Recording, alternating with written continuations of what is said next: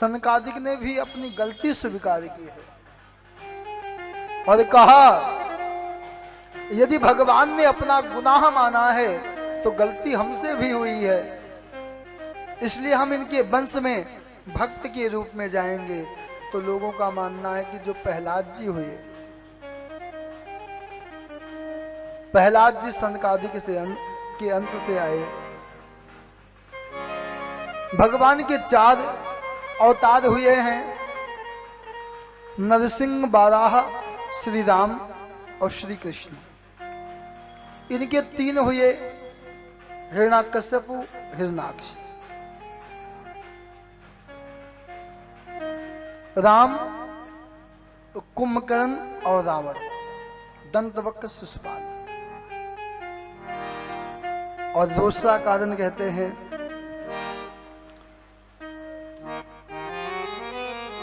एक कल्प सुर देखी दुखारे, एक कल्प सुर देखी दुखारे, समर जलंधर सन सब हार, समर जलंधर सन सब हार, संभोगी ने ग्राम अपारा, धनुज महाबल मरही हमारा, धनुज महाबल मरई न मारा।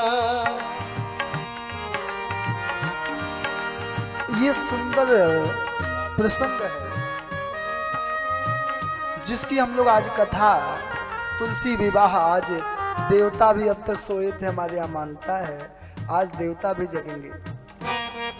आज के दिन माता तुलसी का ये वही कथा है। मैंने विगत प्रसंग में कहा है कि माताएं यदि भजन करें तो उनके पति को, पता है आपको, एक खरोंच भी नहीं लग सकता, एक तिनका भी। लेकिन यदि भजन में कमी है, कभी कभी बड़े बड़े संकट, यहां तक भोलेनाथ मारने जाते हैं जलंधर को, कुछ नहीं कर पाते, हार के वापस आ जाते हैं। एक दिन की बात है, भगवान विष्णु ने लक्ष्मी जी से कहा कि देवी ये जलंधर मरेगा कैसे? बोले आप बहन हो, राखी बांध के आ जाओ। और जब ये बोले आपसे कि तुम्हें क्या चाहिए, तो आप कहते हैं तुम्हारी मौत कैसे होगी? तो लक्ष्मी जी ने कहा प्रभु मैं कहूंगी तो लोग दुनिया में बहनों को कलंकित करेंगे, का आप विचार करो, पति चाहिए या भाई चाहिए? अच्छा माताओं से कह दो तो कहीं गुस्से में कहेंगे तुम्हारी कोई बात नहीं, तुम ही जाओ, भाई तो रहने दो कम से कम। लेकिन लक्ष्मी जी गई, जलंधर को राखी बांधा, कहा बहन तुम्हें क्या चाहिए?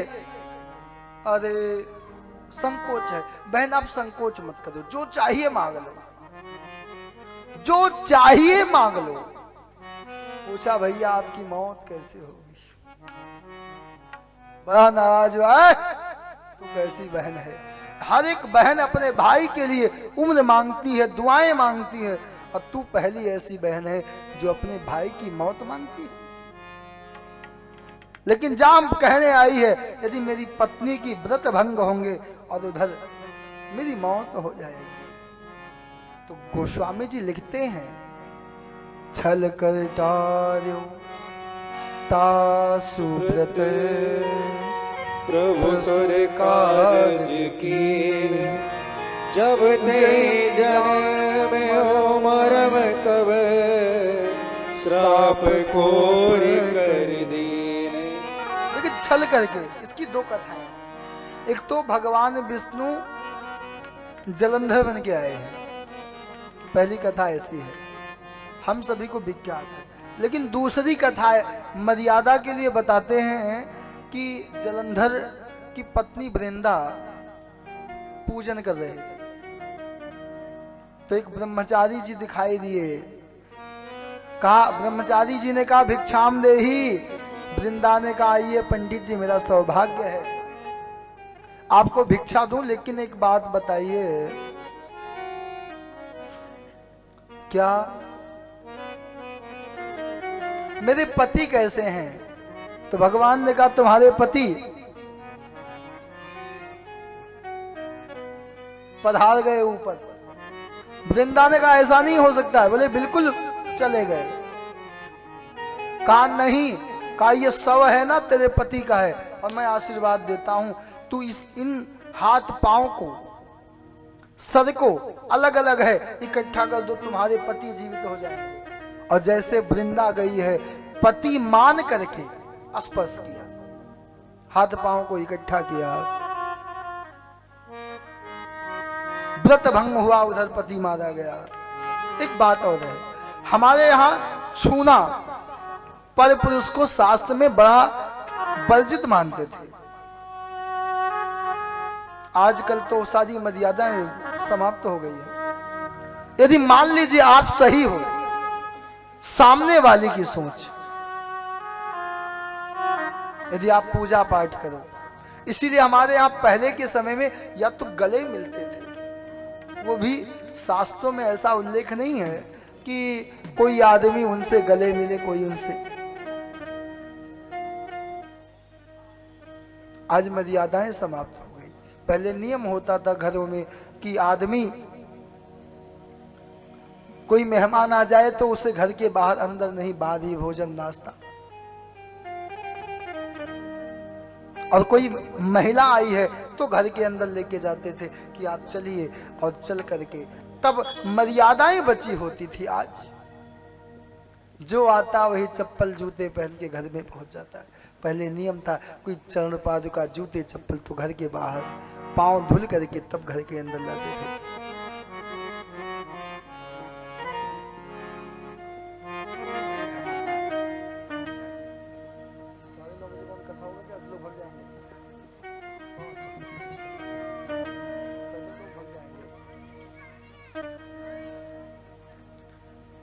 तो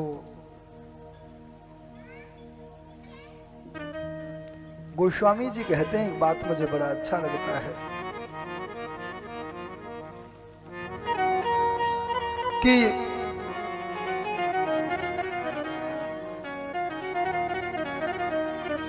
वृंदा का व्रत भंग हुआ, भगवान प्रकट हुए।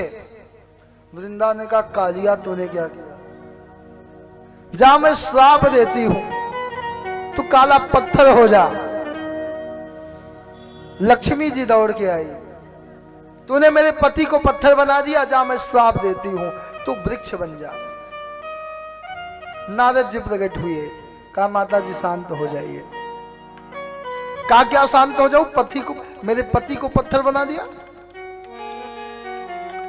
तो नारद जी ने कहा माता जी आपने भी तो क्रोध में इस वृंदा को, इस बेचारी की गलती क्या थी कि आपने वृक्ष बना दिया?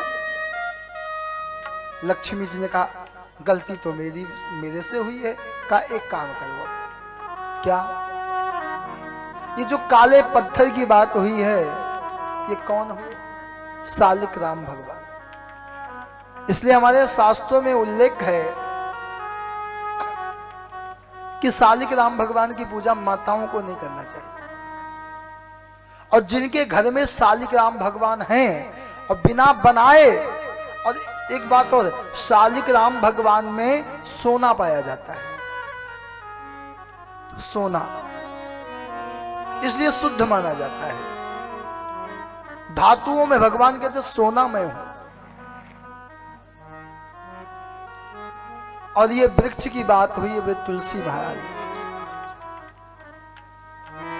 तो नारद जी ने कहा देखिए लक्ष्मी मैया, इन शालिक राम भगवान की पूजा बिना तुलसी का बिना नहीं होगा, और इनका भोग, इनका शयन बिना तुलसी के नहीं होगा। इसलिए कभी महात्मा स्नान कराते हैं तो पहले तुलसी जी का आसन देते हैं नीचे।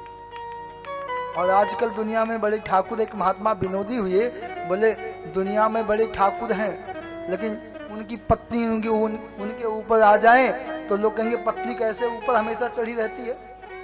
लेकिन ऐसा ये ठाकुर और ठाकुरानी है कि हमेशा ये ठाकुरानी ठाकुर के ऊपर ही चढ़ी रहती है। तुलसी मैया को लोग हमेशा ऊपर ही चढ़ाए रहते हैं।